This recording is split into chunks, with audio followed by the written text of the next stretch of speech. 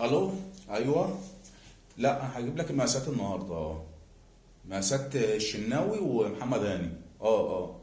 عايز جلاليب واسعه. طبعا لازم نعمل جلاليب لكابتن محمد الشناوي ومحمد هاني. يا نهار اسود، يا نهار اسود. فالنهارده جون فضيحه والهدف الثاني وانا مش عارف في ايه. يعني انا من وجهه نظري كفايه كده يا شناوي، كفايه. مصطفى شوبير ما يقعدش دكه تاني. كفايه يا شناوي، كفايه يا شناوي. مصطفى شوبير ما يقعدش دكه تاني. انا زعلت من مروان عطيه النهارده مع رامز لما بيقول لك ده انا بطمن لما بيكون محمد الشناوي واقف جون. انا قلبي بيقع في ركبي يا مروان لما بلاقي الشناوي في التشكيل.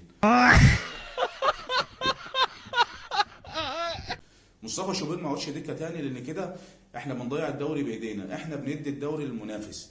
بكره ماتش الزمالك وبيراميدز هيتحدد بشكل كبير جدا مين بطل الدوري. كفايه اللي بتعملوه في جمهور النادي الاهلي. كفايه كفايه كفايه. ده مش شكل النادي الاهلي ولا لعيبه النادي الاهلي ولا مكانه النادي الاهلي.